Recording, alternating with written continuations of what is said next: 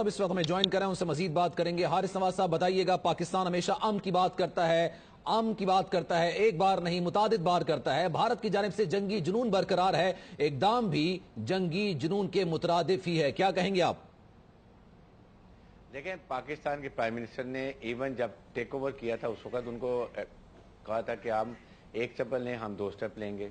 फिर अभी एड्रेस में भी यही बात की है कि हम अभी भी आप हमें एक्शनेबल एविडेंस दें, हम तैयार हैं, हम हर किस्म की मुज़ाकरात करने के लिए तैयार हैं, लेकिन अगर मिस एडवेंचर की तो हम सोचेंगे नहीं, हम एक्शन करेंगे। और आज आपने देखा कि जब उन्होंने एयर स्पेस वायलेशन किए जहाज़ों ने, तो इमीडिएटली हमारे एयरफोर्स के जहाज़ स्क्रैम्बल किए, और जब इंडियन रडार्स पर आए पाकिस्तान के जहाज़ के जी इंडिया का पीछा कर रहे हैं, तो इमीडिएटली वो उन्होंने बॉर्डर के ऊपर ही अपना जो वजन था उसको कम किया, पेलोड को गिराया।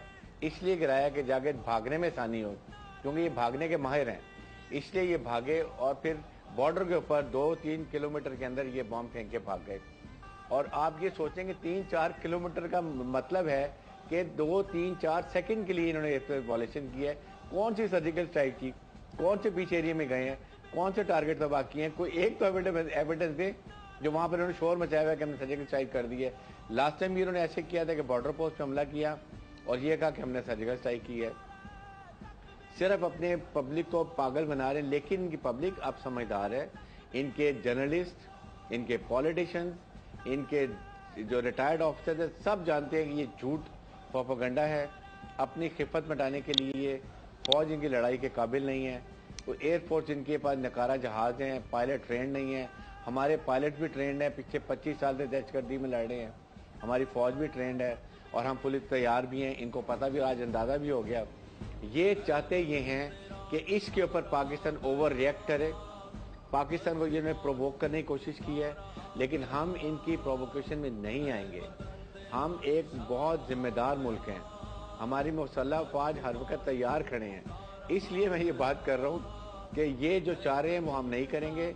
अब हमारा काम ये है कि हम सफारतकारी में आगे बढ़ें।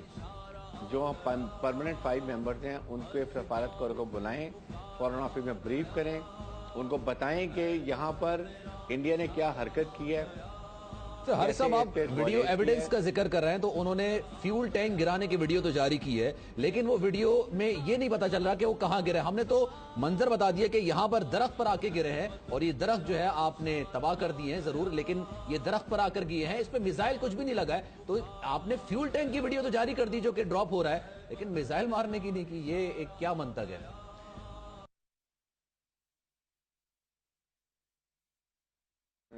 है तो फिर पता चलता है कि वहां पर दरख्त गिर रहे हैं जो गिरे नजर आ रहे हैं, और कोई नुकसान नहीं है। 4-10 हमारे 10 पे इन्होंने शहीद कर दिए हैं, बहुत बड़ा कारनामा किया है। ये पब्लिक इनकी समझदार है, वो अब पूरा दुनिया इनका मजाक उड़ा रही होगी। और जब हम अपने परमानेंट सफारतकारों को बताएंगे इस्लामाबाद में हमारे फॉरेन ऑफिस के इन्होंने क्या हरकत की है और इसका क्या असर हुआ, इसके दूरस्थ नताइज हो सकते हैं, इस खित्ते में कितना अदम इस्तेकाम हो सकता है, वो बताएंगे।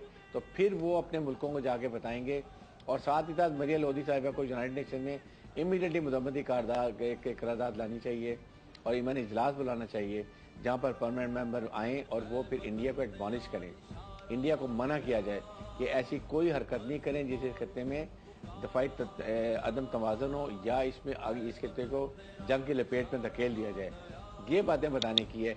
आपने जो बॉम्ब गिरते तो दिखा दिए, आपने ये दिखाया कि वो कहाँ गिरे नहीं है, वो फ्यूल और टैंक कौन से क्योंकि मिसाइल अगर मारा जाता है तो वो एम करके मारा जाता है। फ्यूल टैंक इसलिए गिराए हैं कि जो इनका फालतू वजन था, लोड जहाज के ऊपर था, क्योंकि जब जहाज के ऊपर फ्यूल टैंक फुल होते हैं और पे लोड होता है तो जहाज की स्पीड कम होती है और उनको भागने में दिक्कत होती है। तो इन्होंने क्योंकि भागने के मास्टर हैं, चैंपियन हैं, ये हमेशा से भागते हैं, इसलिए सब कुछ गिरा के भागे हैं कि जहाज हल्का हो, जल्दी अपने मुल्क में चले जाएं और जाके नारे लगाएं कि इसका मतलब तो ये हुआ ना, भागते हुए चप्पलें उतार दी ताकि तेज भागा जा सके। अच्छा सर, ये बताइएगा, पाकिस्तान ने बर वक्त कार्रवाई की, भगा दिया इनको, चप्पलें उतार के भगा दिया इनको, लेकिन आगे पाकिस्तान क्या करना चाहिए? क्या पाकिस्तान के पास ऑप्शन है? देखें, पाकिस्तान के हमारे सबसे पहले ये कि एक मिलिट्री एक्शन है, मिलिट्री रिस्पॉन्स ये है कि डीजीएमओ को उनके डीजीएमओ से बात करनी चाहिए, सख्त एहतजाज करना चाहिए, बताना चाहिए कि हम कैसे तैयार हैं, हमने आपको तैयारी दिखा दी है, हम 24 घंटे तैयार बैठे हुए थे। اور ہم آپ کو نہیں چھوڑیں گے. ہم آپ کے اگلی دفعہ جہاز گرائیں گے, ہم ایئر الرٹ رکھیں گے. ایئر الرٹ کا مطلب یہ ہوتا ہے کہ 24 گھنٹے جہاز ہمارے 2 ایئر سپیس پہ رہتے ہیں. ایک جہاز 2 جہاز اترتے ہیں, 2 جہاز ٹیک آف کر جاتے ہیں, یہ بتائیں گے. سیکنڈ, فورن آفس ڈپلومیٹک آفینسو, جو ہم نے اپنی سفارتکاری میں دکھانا ہے کہ ہمیں اس وقت اسلام آباد میں دنیا کے سفارتکار ہیں, ان کو بتایا جائے کہ انڈیا نے کیا حرکت کی امپورٹنٹ ملکوں کو, مسلمان ملکوں کو. اور تیسرا یہ کہ جو اسلامک کانفرنس ہو رہی ہے OIC کی UAE میں, جہاں بھارت بھی جا رہا ہے, وہاں پر یہ قرارداد لے کر آئے مذمت کی. وہ قرارداد سارے مسلمان ملک پاس کریں, انڈیا کی موجودگی میں ان کو بتائیں کہ آپ نے کیا حرکت کی ہے, اس سے کیا فرق پڑے گا. اور تمام مسلمان ملک اکٹھے ہیں ایز پر ایز پاکستان اور کشمیر از کنسرن, یہ بتانے کی ضرورت ہے. اور تیسرا, یونائٹڈ نیشن میں جا کے ایک قرارداد لے کے جائیں ملیح لودھی صاحبہ, اور وہاں پہ ہنگامی اجلاس بلایا جائے اور وہاں بتایا جائے کہ انڈیا نے کیا حرکت کی ہے, اس سے کیا اس خطے میں اثرات ہوں گے. لیکن حارث نواز صاحب, یہ سب تو پاکستان کرتا رہا ہے, اور جس طرح سے آپ نے بھی بات کی کہ پاکستان امن کی بات کرتا رہے گا, مذاکرات کی بات کرتا رہے گا, لیکن پاک فضائیہ کی جانب سے جس طرح بر وقت رد عمل دیا گیا, اس سے بھارت کو یہ واضح پیغام تو گیا کہ بھارت جب جب جارحیت کرے گا, اشتعال انگیزی کرے گا, پاکستان کی جانب سے منہ توڑ جواب دیا جائے گا. دیکھیں, انڈیا کو معلوم ہے کہ ہماری ایئر فورس اور ہماری فوج بہت ٹرینڈ ہے. انہوں نے پچھلے 30 سال سے دہشت گردوں کے خلاف لڑائی کر رہے ہیں. دے آر بیٹل ہارڈنڈ, ان کو لڑائی کے تمام حربے آتے ہیں. انڈین فوج, انڈین ایئر فورس نے پچھلے 40 سال سے کوئی لڑائی نہیں لڑی ہے. یہ ان کے جہاز نکارا جہاز ہے ان کے پاس, ان کے پائلٹ کا حوصلہ پست ہے. ان کی فوج صرف نہتے کشمیریوں, مسلمانوں, عورتوں, بچوں کو شہید کر سکتے ہیں. ٹوٹل یہ کام کر سکتے ہیں. ان کے جوانوں کو اپنے لیڈرشپ کے اوپر کانفیڈنس نہیں ہے, آپ نے سوشل میڈیا پہ بھی دیکھ لیا ہے. اس لیے یہ پیغام بڑا کلیئر ہے, اور ان کے اپنے جرنلسٹ, ان کے اپنے ریٹائرڈ آفیسر سب انڈیا کی لامدان کر رہے ہیں کہ آپ ایسی حرکت مت کریں, آپ فائٹ نہیں کر سکتے. آپ نے سپریم کورٹ کے چیف جسٹس جو ریٹائرڈ تھے ان کو بھی آپ نے سنا, ان کے ایئر فورس کے آفیسر بھی بات کر رہے ہیں.